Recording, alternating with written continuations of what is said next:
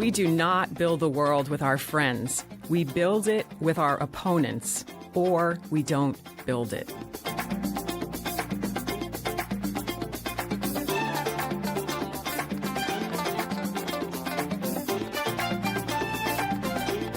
I'm an independent voter. I'm voting for Kamala Harris. I'm voting for Trump. I don't think conservative policies are very good at achieving what I believe is good for society. This is a message for all of those who feel our country is too divided. We know collaboration between opponents is foundational for a healthy democracy. That means people who disagree fiercely must still build the world together. Do we agree? Donald Trump is kind of a vacuous narcissist. I kind of see Kamala as more of just the face of a democratic machine promoting policies that I think is going to destroy this country. He promised so many things, and to me it's like he lied. I believe that the Democratic Party in general represents it way better than the Republican Party. The Republican perspective is that this is causing illegal immigration to skyrocket. As we see with the border bill that Democrats tried to pass, and Republicans shot it down. World in Conversation is leaving behind the old paradigms of debate and win-or-lose conversations, leading the way for opponents to join forces and break new ground. Our trained facilitators step directly into the most pressing social issues of today, confident that every viewpoint holds a piece of the solution. Illegal and legal immigration doesn't seem as much of a distinction at this point. Like Medicare for all. Student loan forgiveness and Just overall, I don't feel as safe as I did. That he's very genuine to himself, but I don't think he's actually genuine to any of the politics he represents. So the tensions of our different ideas are awesome, but how are you going to continue this collaboration across ideas that you don't agree with? And holding those people accountable that we have influence on, that we elect, is something that I think we really do have power on if we all organize together. Mm-hmm. What would you do if you saw each other on the street and one of you's a winner and one of you's a loser? We are the ones that really need to step in and make sure that whatever the result of the election might be, it is respected. People like you who are willing to engage one another, willing to engage across parties, across ideas, have a lot of influence. How are we going to stitch together, the electorate, the people, the citizens, so that we actually can move forward together? For over 20 years, we've pioneered a revolutionary approach that empowers those in conflict to create solutions together. We can solve problems with our opponents, one conversation at a time.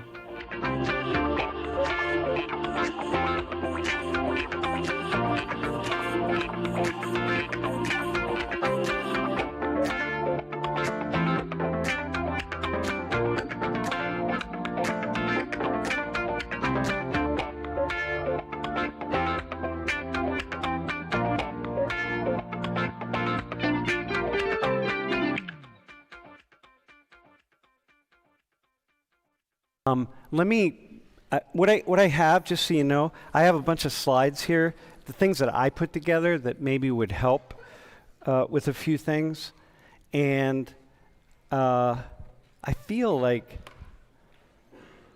yeah, why don't we just go with, bro? Let's do who's got a question? What's your first question? You can't. Don't ask me who I voted for. I'm not going to answer that question. All right.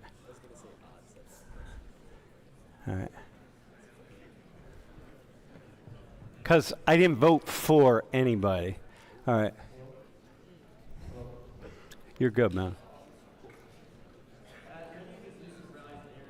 Trump promised to use the military to eliminate what he dubbed the enemy within.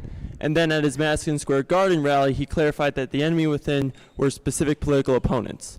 I want to ask, what is your thought on the rise of violent political rhetoric within the United States? Oh my God. Dude, first off, when you ask a question, it feels like you're reading it. It sounds like you're reading it. So I don't know if you're watching the stream, if the camera wasn't on you, people would think you're reading that question, and you're not. It's in your, it must be imprinted in your brain somewhere. All right, so listen, I don't have to focus on Trump for a second. Let me just focus on violent political rhetoric. we have ratcheted up the rhetoric in many different spheres of life. Okay, we saw it on the left. It really got ratcheted up under the death of George Floyd. The protests against the police. I mean, there are a number of things, right? It has been ratcheted, ramped up on the right with a lot of groups that are these kind of patriot groups, right? Militia groups and so on that are quite numerous, actually, in the United States. We do have a lot of guns here. So the thing is, we are sitting on a powder keg of sorts because we have so many guns. And the people who own the guns are clearly, most people aren't going to use them, and most people aren't intending to, and most people just talk a big game when they say things like that. Like, you'll come get my gun over my dead body or something like that. First off, if you just stop for a second, if you think about what that means, people say the government's going to come get your guns. If we get to the place where the government is coming after the, 350 or 400 million guns or whatever it is that Americans have, it's game over. It's done. It's game over. So to even say that is kind of stupid, really, because if you understand what I mean. If the government starts taking people's guns, it's a war. It's a civil war. It's just insane. So you never have to say, the gun owners in here, and I'm not a gun owner, but I am a Second Amendment supporter. I grew up with guns. I shot a gun for the first time when I was 3 years old, right? So it's like I'm a gun person, but I just don't own a gun. So it's fine. It's not going to happen. And if it happens, you don't want to be here anyway. Just get up to Canada, go to Mexico, go somewhere, because we're in the middle of a civil war. Okay? So there's a lot of rhetoric on that.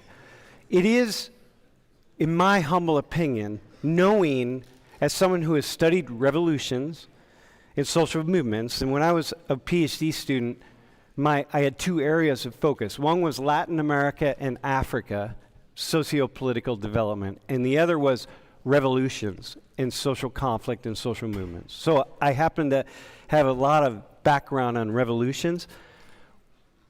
We don't want a revolution, my friends, and it's very dangerous for leaders on any side to be sparking that in any way. And so when the militia groups grow because some candidate gets voted into power and they're afraid of the candidate, it's incumbent upon political leaders to try to tone that stuff down. It's really dangerous to have so many guns. So so I'm concerned. Yeah, I don't like that kind of rhetoric, which is why you don't hear it from me. You don't hear that kind of stuff from me, because it's very dangerous. Yes. Wait, next one? Hey, Sam. So I thought a lot about it, and I honestly really couldn't bring myself to vote for either of the main candidates in this election.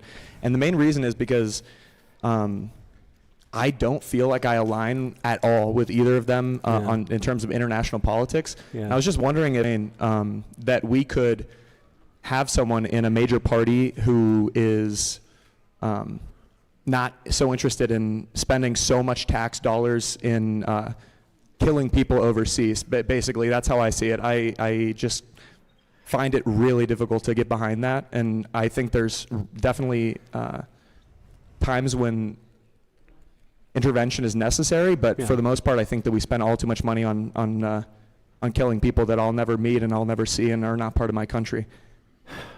Yeah. Well, I'm in agreement with you. Okay. Of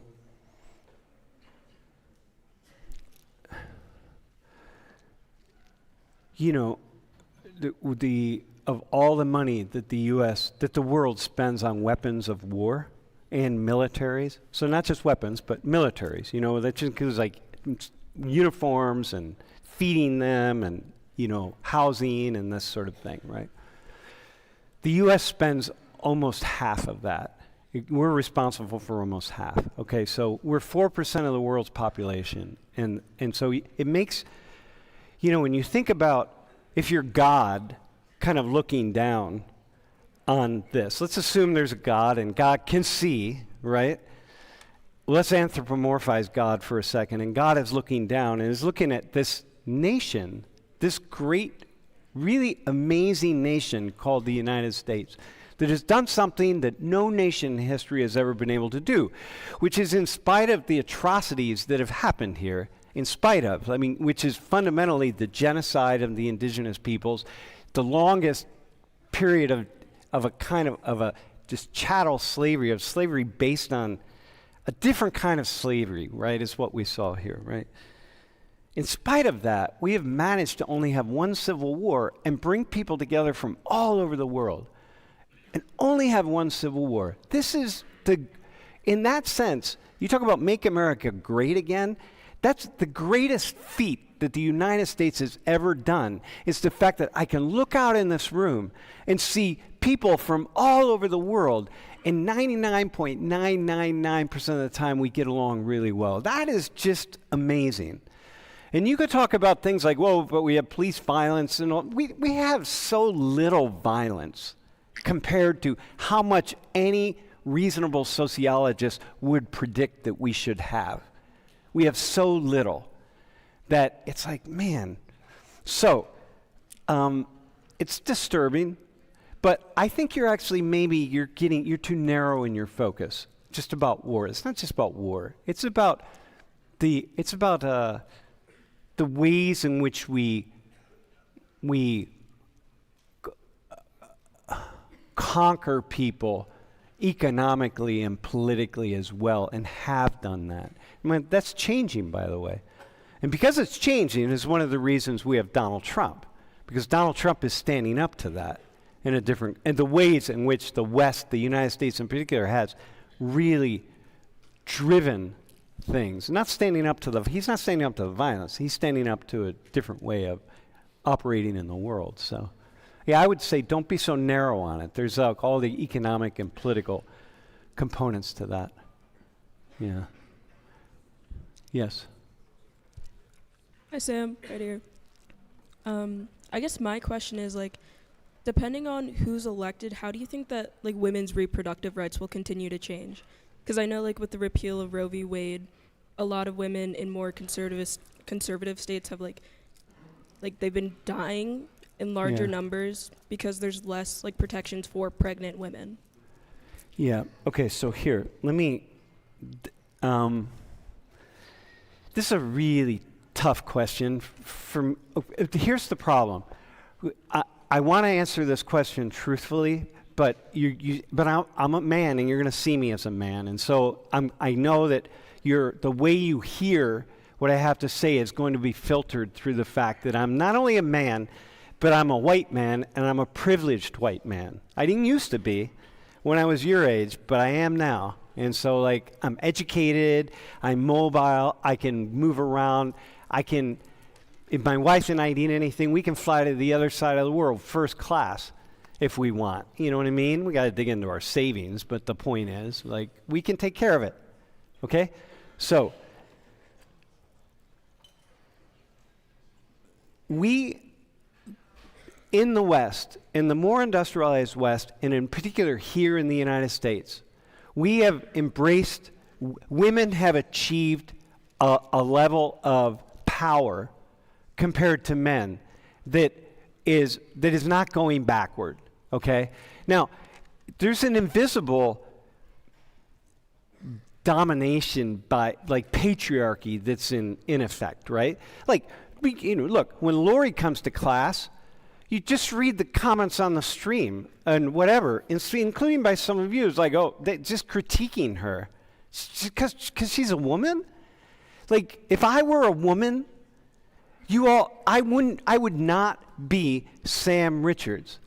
I would not have this class would not fill up in the same way. If people wouldn't say like, oh yeah, I really like Social 118 in the same way. I'd have to bend over backwards to get people, to get you to appreciate the kinds of things that I was saying. And I know that that's true. So there is a patriarchy in place, but we have the genie's out of the bottle, so to speak, and we're not going back. We're seeing a step back on one hand of women's reproductive rights, but you know what? Listen.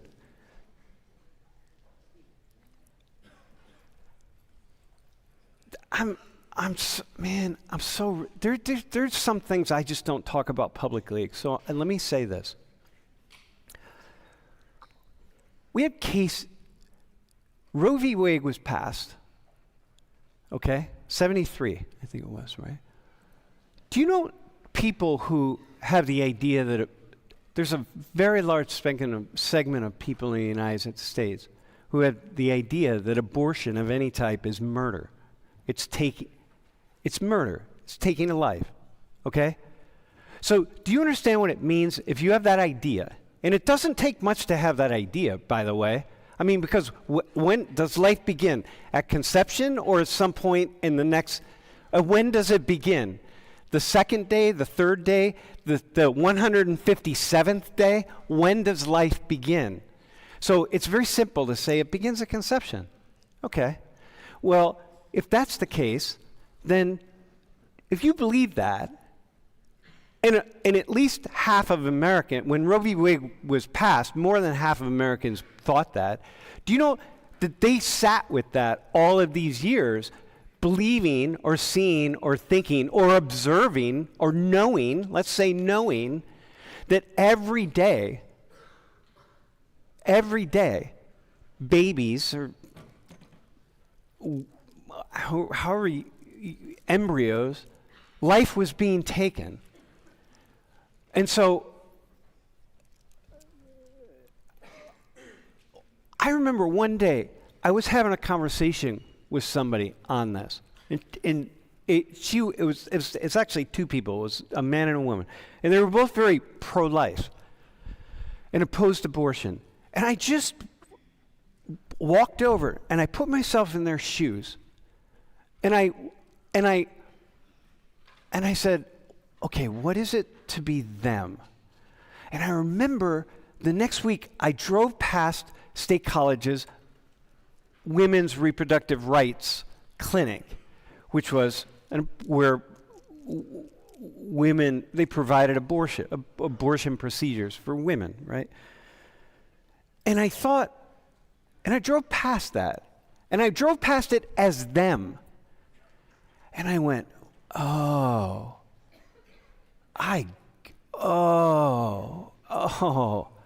get that. I really see what I feel what they've been feeling, or people in their shoes with their beliefs have been feeling for so long. And it just switched in me. I went, okay, all right. So now we have the Supreme Court ruling, and now it goes back to the states, and states can decide what they're going to do, and states are making some very difficult decisions. A woman here in the United States a couple of weeks ago died because she went to, 3 different hospitals, and she couldn't get treated because she was pregnant, and nobody wanted to even see her. They didn't want to even admit her into the emergency room. There's just we can't even touch, there's nothing we can do. I'm like, how did we, as human beings, get to this? How did we get to this? She didn't want an abortion. She just wanted to be checked. Something was wrong, and she had a miscarriage, and she died. It's like, this should not be politicized in the way that it is. And as women, as a man, it doesn't matter, men or women, it's irrelevant, because I have all sorts of women in my life who I love. We shouldn't politicize this in this way. This should not happen. But we've done it, and it's a tragedy. So, that's a long answer to show you that I think about this in very complex ways. Your women's rights, you've kind of taken a step back, but that's okay. It's not it's okay. Look, a woman died 2 weeks ago. Like, that, it's not okay. I don't mean it callously like that, but I'm thinking about the larger questions, the historical trajectory of where we're at. And remember, you all are really young. I've got 40 years and 45 years on all of you. That's a lot. I've lived through a lot. So what you see a certain history, and I'm like, man, I got 4 decades. So I feel like what we need, maybe what can happen from this, is a very thoughtful, very smart, and a true healthcare. Not true, but healthcare for women at so many levels. Healthcare benefits men more than women. It's not just this. It's like women, you just really have no idea. Like how little we know about perimenopause, for example. You know, how it is. Really. Like how here, I got help here. I'm just going to say this to women. How many of you are really, when you're in your menses period each month, right? When you're bleeding, my wife says bleeding. How many of you are really open about it with the men in your lives? Like how many are just like, yeah, I'm bleeding? How many is like, yeah, not a problem? It's like, and how many of you keep it silent because it's like, oh, that's not something to talk about, or I'm ashamed, or my boyfriend doesn't want to hear that, my father doesn't want to hear that, my brothers. It's like, dude, this is your body. This is your health care. This is as natural as the fact that my hair is graying.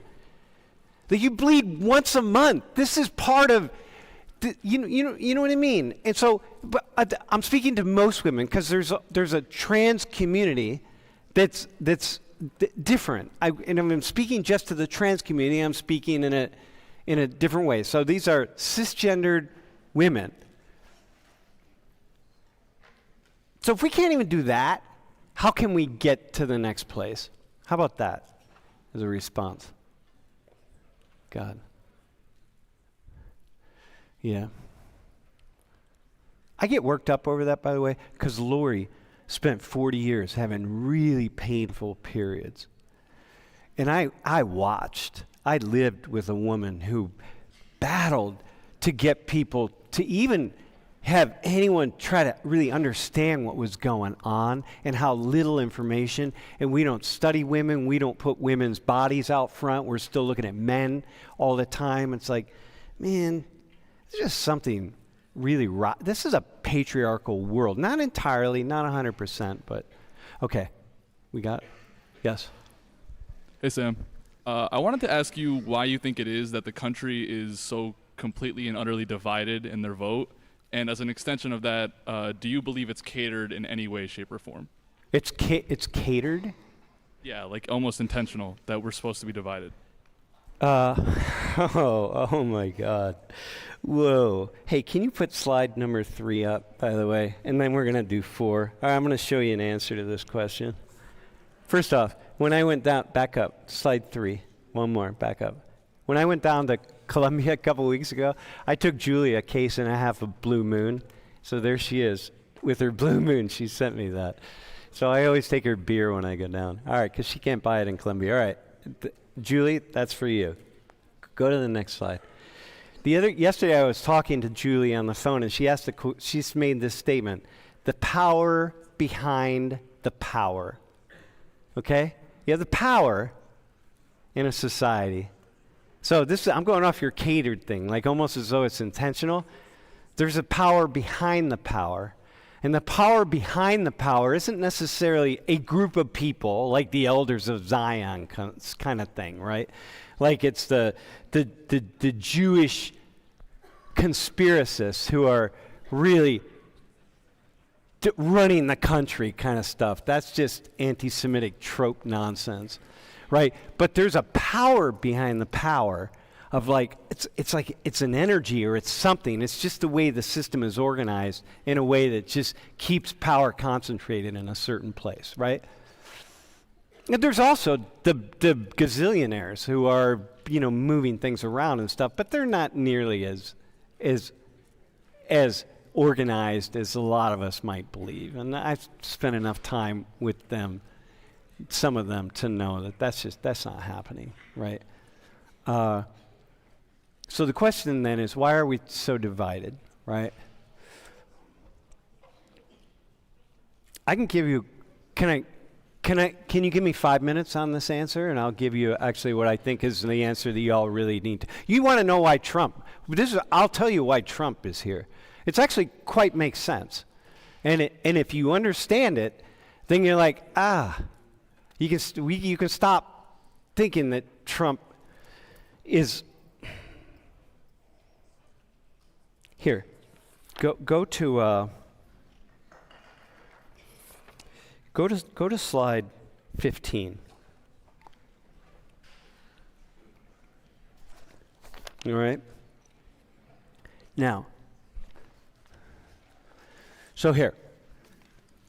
No, is that 15? Oh, did I mess that up? Shoot. No, you know what? I didn't. No, one more. Yeah, right there. Okay, look. We're in a new era where we need to. I'm going to try to answer why. This is how I think about it. Okay. With the Great Depression, the way we got out of the Great Depression, and it was probably one tiny 2 pages in your history books, but the Great Depression is when the first time the entire market just collapsed. And the way we got out of it is the government, the U.S. government just played a major role, just jumped in and just invested in the economy and invested in putting people back to work. We borrowed money and borrowed and borrowed and borrowed, and we just got the wheels running again. The wheels came to a stop, and we just forced them to run again. And we had a government that was very much a socialist-type government. And then World War II happened, and we weren't prepared for World War II. And once the Germans invaded Poland, and once we realized, oh my God, we're in, we had to suddenly have an army to go against Germany in a matter of like 9 months. Do you know what that took? Do you have any idea what that took? That took complete government intervention. Pure, as close to socialism as you're ever going to imagine, okay? So this moves along, and then for the next decades, we're sort of battling back and forth between how much government involvement there will be and how much there won't be. But we moved into this in the 1980s with Ronald Reagan into this. You understand government involvement, okay? You got that? You see how important that is, because the government, as opposed to the government just sitting back and letting people in business do what they want to do, the government was really holding the reins very tightly. Then you go to this, what's called neoliberalism, and neoliberalism is basically free market, deregulation, just let business do whatever it wants to do, travel anywhere in the world. Well, this is what happens. Business started realizing, wait, why am I going to pay to have these desks made here in the United States when I got to pay laborers, back in 1980, I got to pay them $20 an hour. I can just go to Mexico and I can pay somebody 20 hours a week. And so suddenly jobs were going and everything is changing and banks are deregulating. We deregulate the banks so they're not paying their taxes and everything changes. And the stock market just blows up, man. It just blows up. And we just get fabulously rich. But we see a very distinct difference between the haves and the have-nots. In the middle class doesn't keep up with the haves. And so suddenly we got these billionaire class growing. And the billionaires are the ones that are investing in all the businesses that are making these kinds of things overseas and products going back and forth. No regulation. Yeah, no regulation is awesome. And it helped to bring other nations out of poverty. So we saw global poverty decrease tremendously, but we also saw that the majority of people in the United States did not keep up, could not keep up in the way they really needed to keep up. They would be predicted to keep up because the profits were going into the hands of smaller numbers of people, all right? Now, But what we didn't predict, here, go to this one. Look at this. Go to 13. Back up. Yeah, right there, China. Okay? So now you got like 1985. Look at China. This is China's GDP. Okay? 1985, it's like $200. That's like the average Chinese citizen was making like $200 a year. Okay? What we didn't predict was that some countries around the world were going to use this deregulation and neoliberalism to their advantage. And China was one of them. And China, look what China did, man. And see where that arrow is? That's where the U.S. is. That's our GDP. But look at China right below that in 2023. Man, dude, Chinese, see the Chinese? It's a different world order, man. The global economy is not what it was in 1985. It's completely different. And there are a lot of Americans who are realizing this, and they're feeling this, and they're seeing it. And no one has stopped it. No one's been able to stop it, and no one's been able to really stay like, oh, this is a problem. For me, I'm a globalist in the sense that I'm an American citizen, but, you know, I'm okay, neoliberalism, it's been really good for people around the world and so on, but like, you know, I'm 60, how old am I? 64? It's like, I see it a little differently. But man, Trump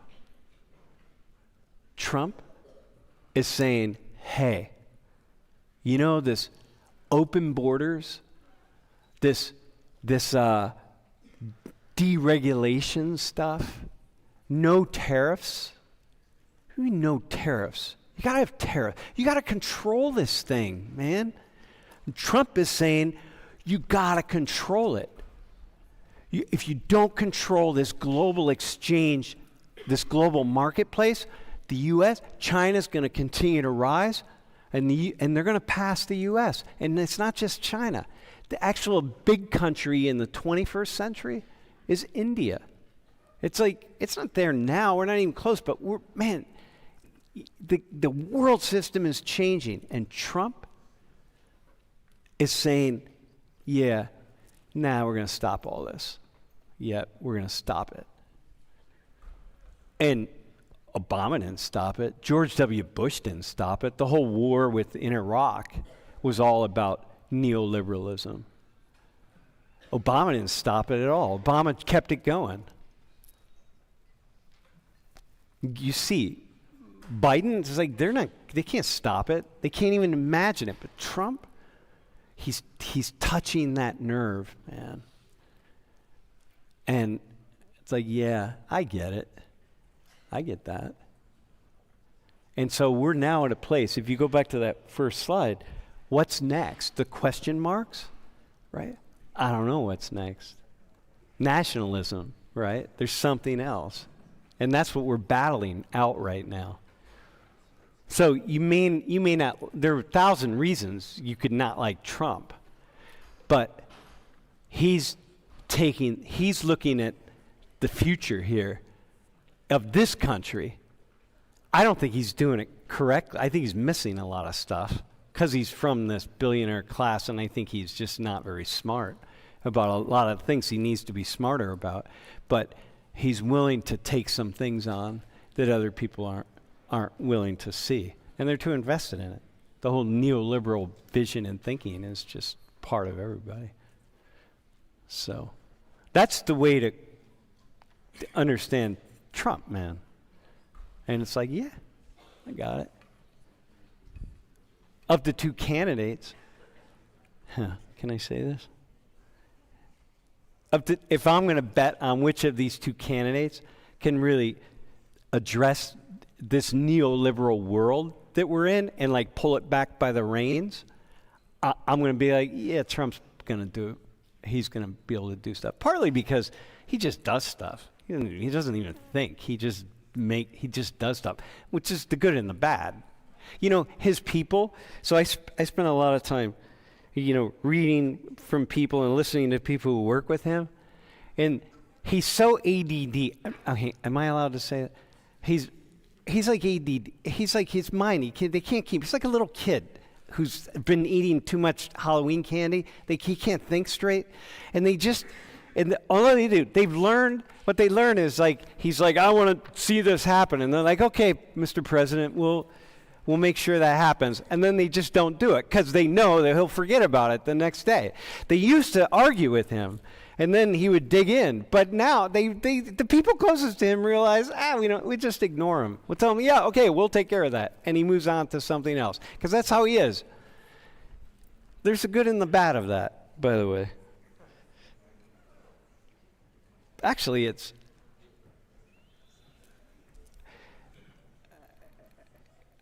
from a certain angle, it's horrible.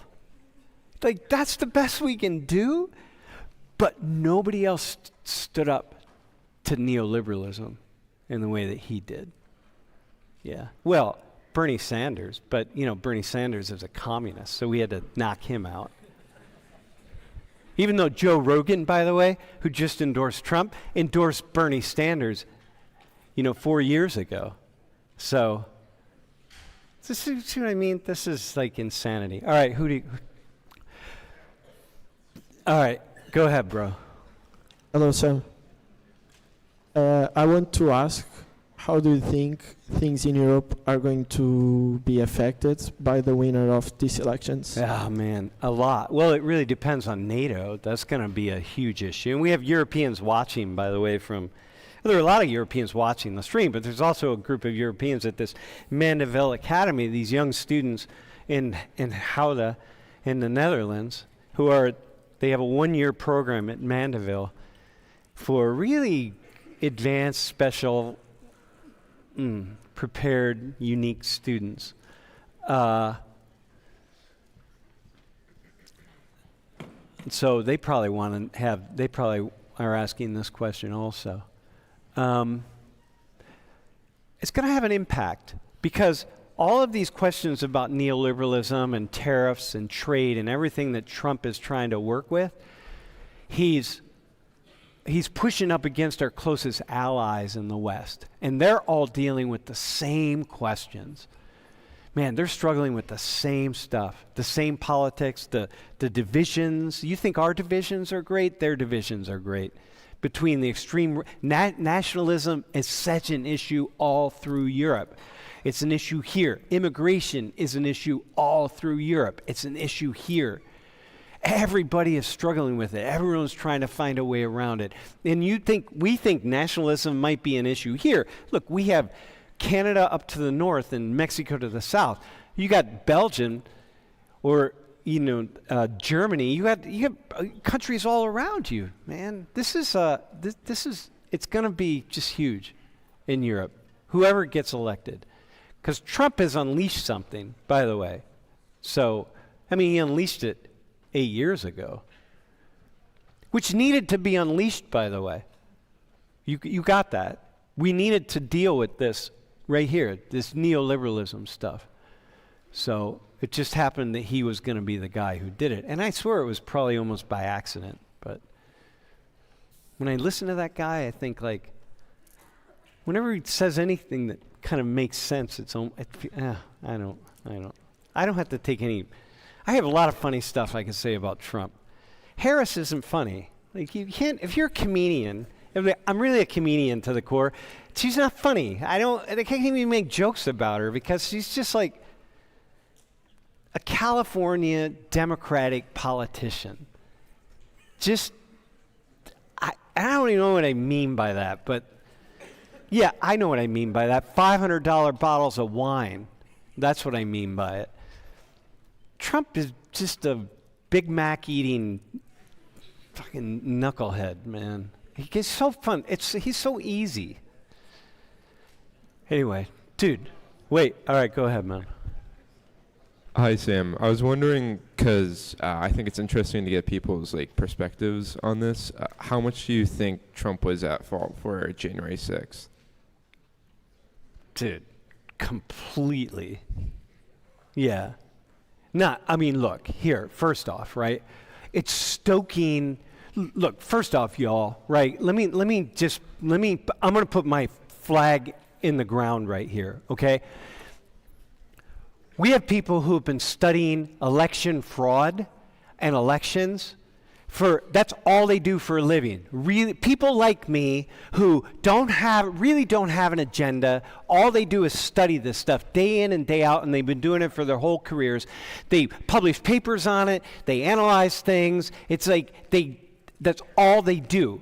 And they're very clear about the fact that we have very, very little election fraud in the United States, and the vast majority of it is accidental.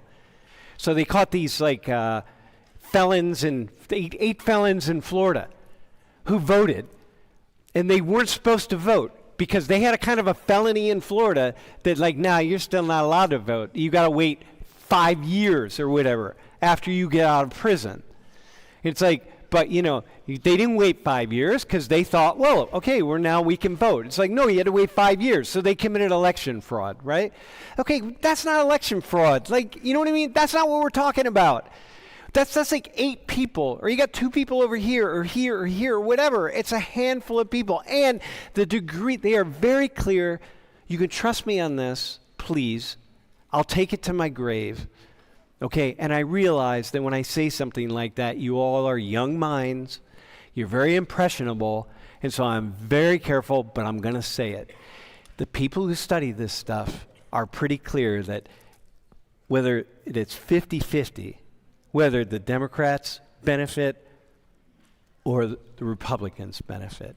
In other words, the Democrats benefit as much as the Republicans, and it's a really very small number of cases. So when you hear these stories on the real fake news, and the real fake news is YouTube and Twitter or whatever else people put shit out on, and it's somebody brought 2,500 ballots to some precinct. 2,500. Somebody filled out 2,500 ballots. People did, and they brought them.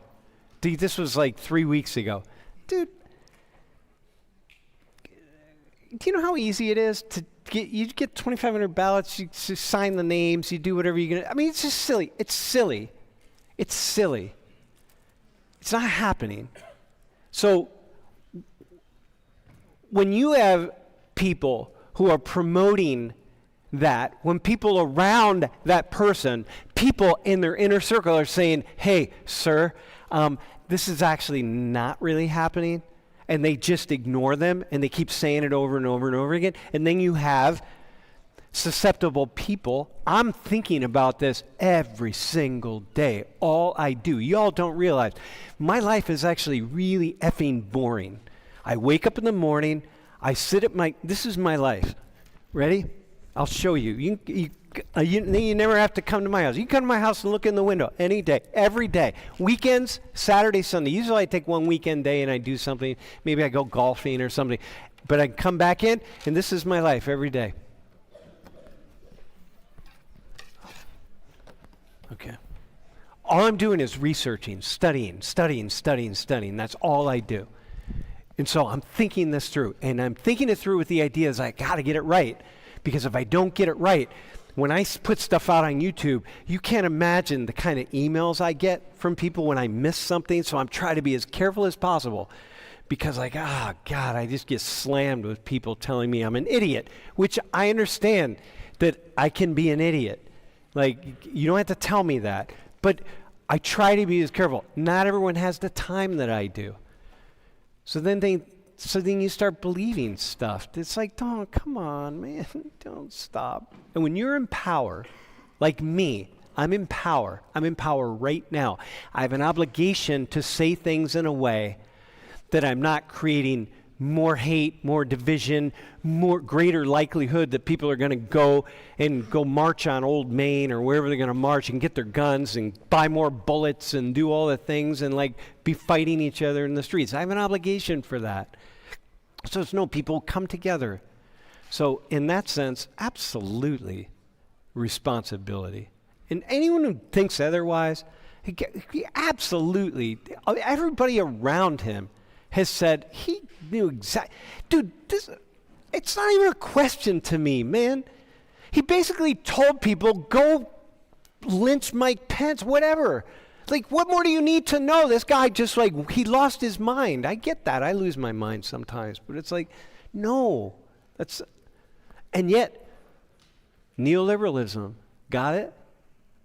You see?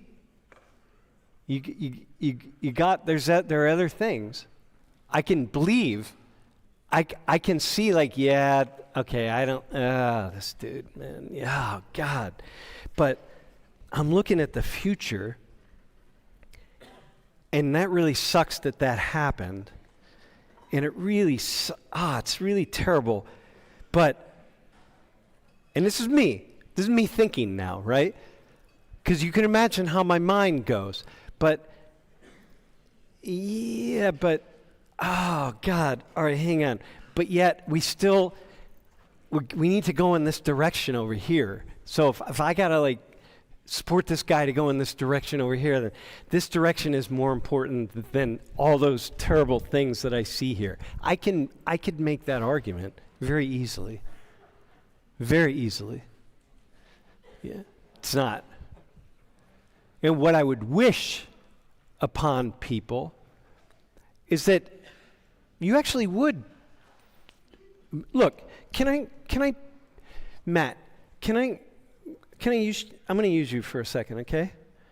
If you don't mind. You know, the first time I knew that we were in for something really deep with this guy was when he made fun of this guy Serge. He's a New York Times reporter. This was like 9 years ago probably. And Serge has a muscular condition. Matt, similar to you. Do you know the story? I don't think he has your condition, but he has a similar condition. Serge does, okay? So Matt here. And I don't, so your classmate Matt, right? So can you just, I'm gonna use you here. So you're good. You've been up in front of the class, you're good. Everyone has met you. Have you been invited to a frat party yet, by the way? No. I've been busy. Well, but did anyone invite you? No. Dude, what the fuck, dudes?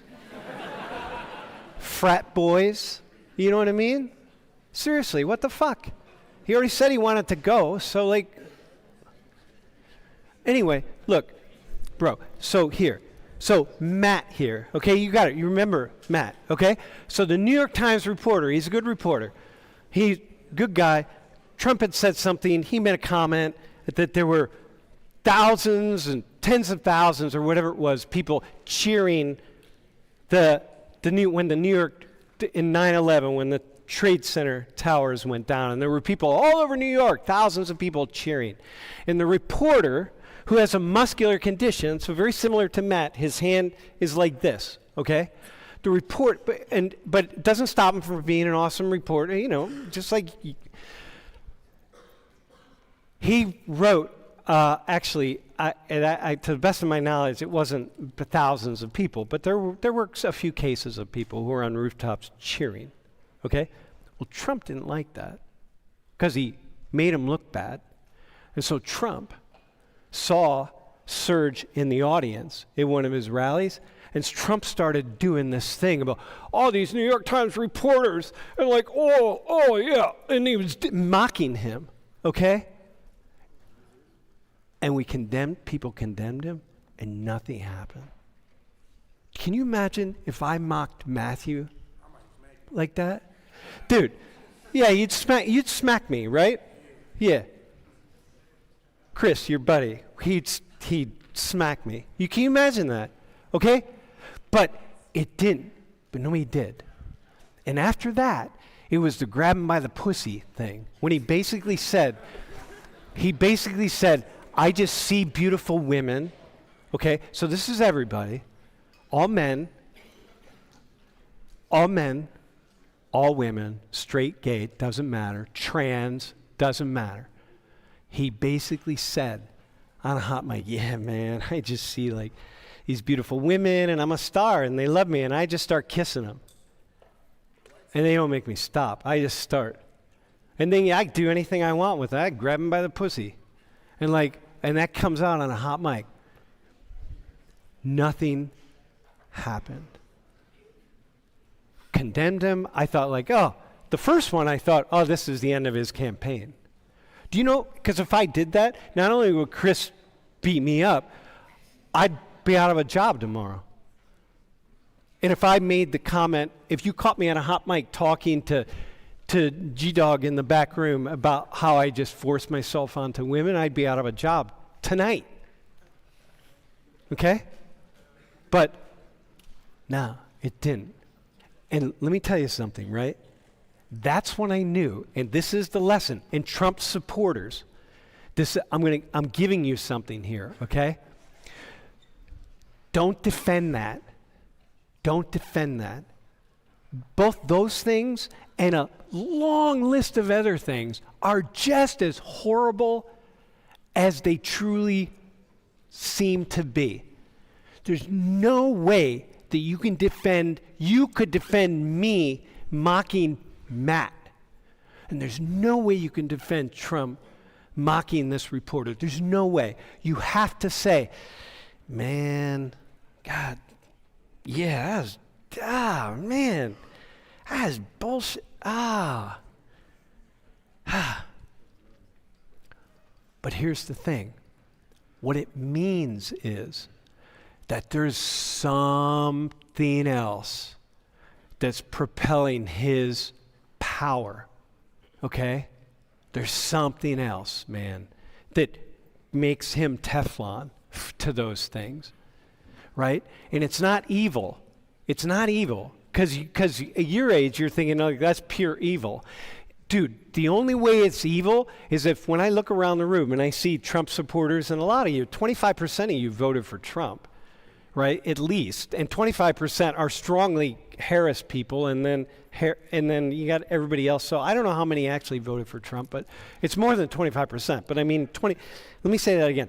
25% are hardcore here, 25% are hardcore here, and 50% of you are right in the center. You're just like, yeah, whatever, I'll go the way the wind blows, right? So I don't know how many voted for Trump, but if I had to guess, I would say it's probably 35% of you did. Okay? Now, so if you say, oh, Trump mocking this reporter in the way he did, if you say, oh, that's just evil, well, that means that everybody that voted for him is evil. Not evil. Dude, you met Mac. Mac's wearing his Make America Great. He's not evil. Dude, Mac's a smart dude, man. You guys, you're smart guys. Like, come on, man, you're all right. It's fine. There's something else. There's something bigger at play. I don't know what it is, but what it meant for me as a sociologist, when I realized it, years ago, when I realized it, it was just like, whoa, man. Whoa, shit. That's not taking this dude down? Like, whoa. There's something at play. Historical forces are at play that that are really big. You see that? You get that, right? That's not evil. That's historical force. There's something at play that it's like the population of Americans have decided that we got to turn this boat this way. And for whatever reason, this is the guy that's going to do it. And so you just got to turn away from that stuff that appears just so, base, man. It's so base. Because, dude, if the guy had said that about Lori, if Trump had said that about my wife, I'd have smacked him also. It's like, dude, are you fucking kidding me, man? If he'd have said it about any one of you, I'd please. So you all hear what I just said, right? I'm speaking as a sociologist. There's something bigger at play here because the people supporting him are not evil. And Harris, dude, it's just, it's pretty easy. I know I have to deal with the Trump thing, but dude, Harris is, it's the same old song and dance, man. It's the same, she's a perfectly fine person, but people who hang out with Trump say he's actually kind of a nice guy. I watched the video of him playing golf with the one Bryson guy. Whatever. I was like, it was really fun watching him. They had a camera on him. He's just yammering on about stuff. I'm like, oh, I like that guy. In that I saw him as a human being. You know, I saw him in that space. So I'm like, yeah, Harris is fine. But come on, man. If you really understood the Democratic part, the whole thing, what that whole group is, and stop thinking that they actually support the poor and the working Americans. If you actually stop that, if you just stop that stuff for a second and actually look into what they represent, it's like, yeah, okay. We got to hit reset and start over. So, all right, man. Niels. All right. Niels from the Netherlands says, do Americans have enough empathy for the other side to keep the country together? Niels, man, I'm concerned that we don't. I'm concerned that the visions, most of you do. You're not going to be fighting in the streets. But you got enough of these militia groups and the left and the right that, I don't know, it could break down really fast. Yeah, it could break down really, really fast. And I think that you all, maybe some people, don't understand how quickly it could break down. So no, I'm not certain we'll keep it together. I'm hoping we do. But I'm praying that the victory or the loss, whatever it is, that happens is decisive enough that, yeah,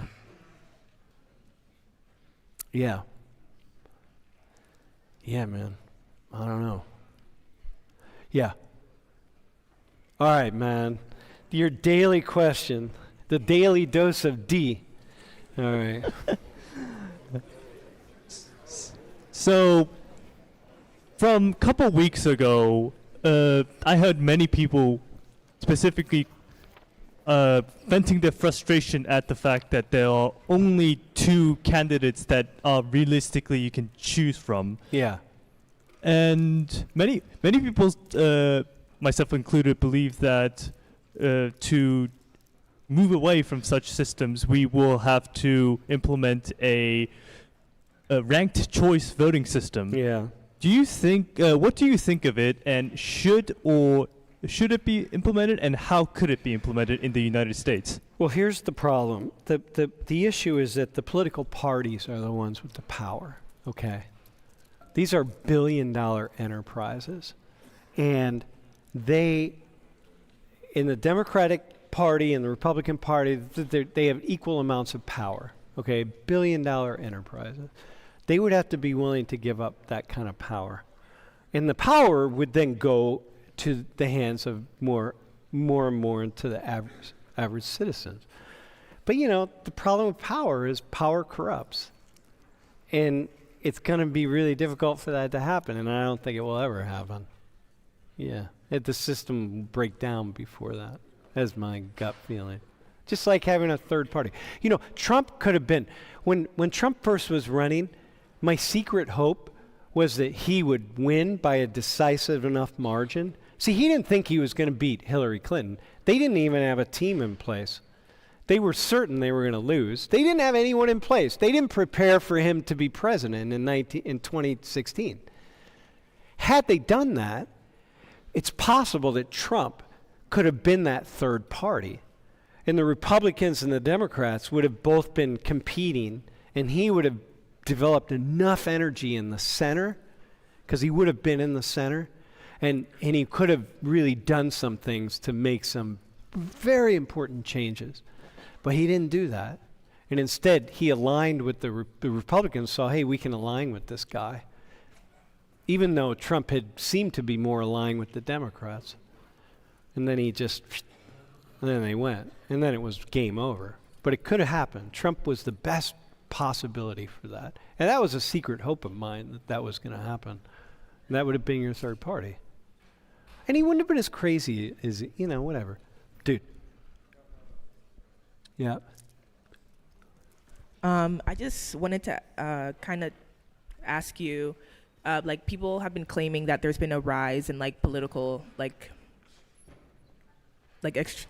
extremism, especially Extremism, especially towards the right, like amongst like young men, not only in America but like globally. Yeah. So like, how do you think? Do you think that there has been a rise Definitely. in this ideology, and like kind of like I'm kind of wondering like, why do you think these young men seek these groups, and what do you like believe they're searching for when they start delving into these like dangerous ideologies? Well, first off, people remember the class we just did last week, like losing our country, right? People have the sense that they really are losing the country. The countries are changing.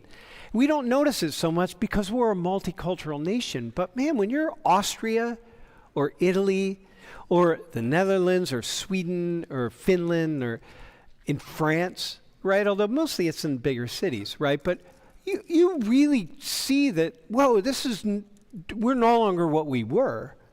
And so you're losing the culture, losing the country. And so we can say, oh, that's a really good thing because that's multiculturalism. But it's not necessarily, why is that a good thing? I mean, Korea is going to hit this. Korea is 97% Koreans. You go to Korea, 90% of the people have genetic ancestry from their great-great-great-grandparents who lived in the peninsula of Korea. So, you haven't lost anything, but you really lose. And so people feel that. And then if you tend to be a person who is going to be harmed the most by neoliberal policies of the Democrats and the Republicans, it's like these people are out. They're not, my job, just the jobs that we had in this town, they all just went to Mexico, or they went to Guatemala, or they went to Brazil. It's like, F y'all, man.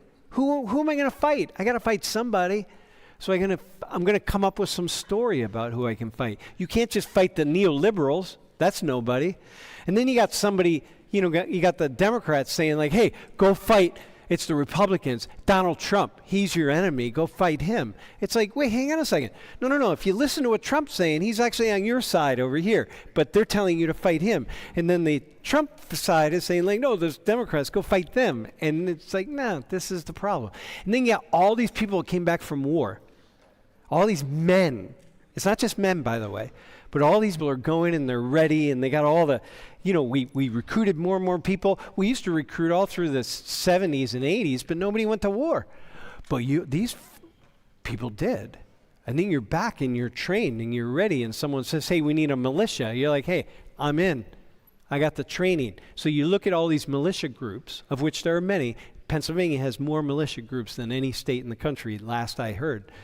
But again, that's one of those things that I don't keep up on my research, so it may or may not be true. And then you got all these, I would volunteer. I got all the guns. I want to support my country. I wave a flag. I put myself on the line for my country. So like, yeah, I'll join the militia group. And then you lose track of what you're actually fighting for because you're not paying attention because you're so busy with other things that you're not listening to Sam Richards, for example, or someone who's trying to be reasonable saying like, wait a minute, hang on a second. Maybe your problem isn't as simple as the way you're making it out to be. Maybe it's actually more complex. And then you get lost and you go, and before you know it, you're down a rabbit hole. It's like, oh, God, how did that happen? People aren't, yeah, anyway. Dude, are we good? Wait, I want to. Why do people vote for the party instead of the person? Because we just do, dude. Why did you support Penn State instead of Ohio State? You could have gone to Ohio State. What do you care about the football team? You live in a dorm. You go to school here. You don't know anyone on the football team. What do you care if they win or lose? I mean, who gives a flying F? Really? Your life doesn't change. Did anyone's life change because we lost the game on Saturday? No. No one's life changed. It doesn't matter. But you do. It's like, oh, but I'm a Nittany Lion, and I'm not a Buckeye. That's like, oh, God, okay, well, whatever. And so you just getting connected to the party. And you don't study what the party represents, because if you study what the party represented, you probably you'd choose the Green Party, you'd choose Libertarians, you'd choose some other party. You wouldn't choose either Democrats or Republicans. But that's what it is, dude. Oh, yeah, all right. One more. Niels, and then we'll go. We're back to the Netherlands. How do Americans feel about Article 5, an attack on one is an attack on all with NATO countries? Listen, I think that most Americans, because they've been told now that that doesn't matter, that you Europeans, you're not paying your fair share, and that we're paying the majority, and so therefore, why should we really care about Article 5? Right? We've been told, because most Americans have no idea what it is. We don't know what NATO is. We don't know what the EU is. We have no idea about any of it. So, like, yeah. Most Americans would just be like, yeah, okay, whatever. Go ahead. Yeah, so we don't care about Article 5. And I'm not going to take the second question. That's too. My perspective changes all the time. Yeah. Dude, hang on. I want to go here first. Yeah, bro. So what are your thoughts on the idea that most of today's issues can only be solved on the socially and cultural level as opposed to the political level, and the idea that Trump is probably one of the largest cultural icons of today? Yeah. Dude, he is the largest cultural icon today, man. So this is what I mean about you gotta, if you're any kind of sociologist, you gotta step back and watch this phenomenon and say, whoa, man. Okay? I wish he understood that, because if he really understood how much power he had, and if he accepted that, if he really stepped into it, he would stop saying some of the really dumb things he said. And the media would stop covering a lot of it. But, part of it, it's not... Stop calling it fake news, by the way. It's like the guy says the most outlandish shit, and like you cover it. You just keep typing like, oh my God, he just said this. And you go to you listen to any of his rallies, and it's just one thing after another. You're just like, I'm constantly amazed. Like, oh my God, he just said this. So... it's not that, but maybe they would stop covering it, and he would, and if the supporters of Trump, my wish is for the supporters of Trump, would put your energy not behind him, but behind the movement, and stop seeing the other side.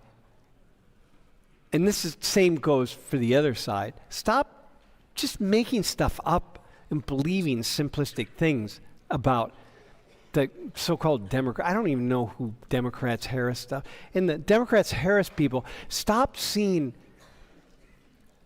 to pigeonhole Trump supporters as somehow really bad or evil people, man. They're part of this intense movement that is going to transform the world, and not necessarily for the worst.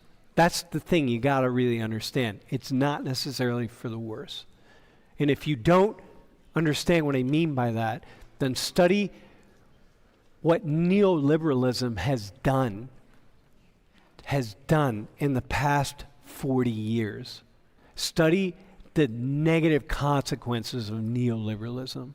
And you will see that if we start moving away from that maybe 30 years from now, we're going to say, that was a painful moment, but damn good thing we got through it. Yeah. That would be my wish for people. Wait, hang on. Can I? Yeah. Wait, hang on one second. We're good to do the... Okay, wait. Do you want to take...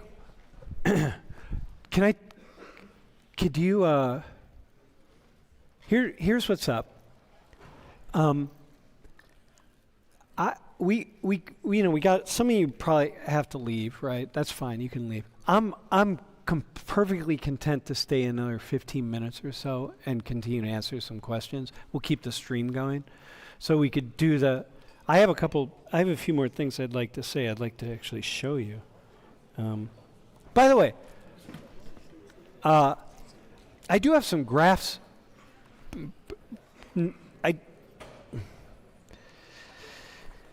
Yeah. Fuck. Okay. Let me just, by a show of hands, so we know whether I should do this or not. If I said, yeah, we're going to do the quiz and you can leave if you want, but if you want to stick around, I'll stick around for another 15 minutes and answer some more questions. How many of you would say like, oh yeah, I'll stick around an extra 15 minutes. I really want to do that. Okay, that's not enough. All right. Dude, if you weren't watching, it's like, this is welcome to my world, right? That's why, yeah. All right. Okay, let's do the quiz. Bro, I'll answer your question after class. Hey, I got a question. Can I email you? Yeah, you can email me.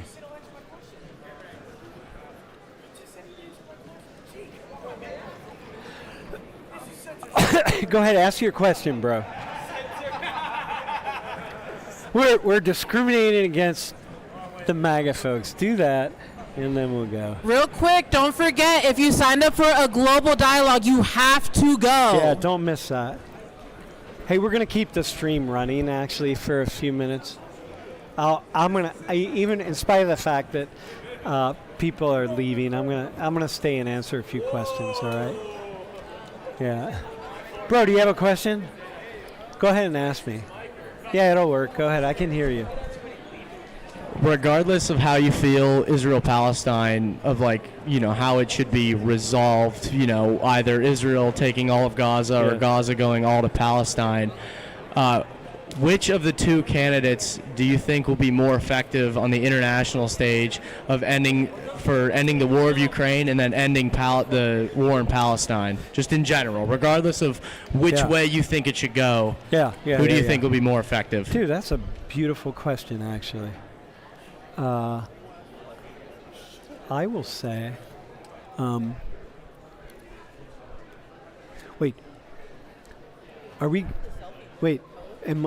Nish, am I on? Am I on camera? E.G., am I on camera? The stream's still running, right? We're still going. Am I on camera? We can't stay. What's that? We can't stay. There's an exam coming in. All right. Dude, here's my answer. I don't know. I don't know who will be most effective. For Ukraine, probably Trump, because he'll just pull out and let Russia just take over Ukraine. For Israel and Palestine, probably Harris.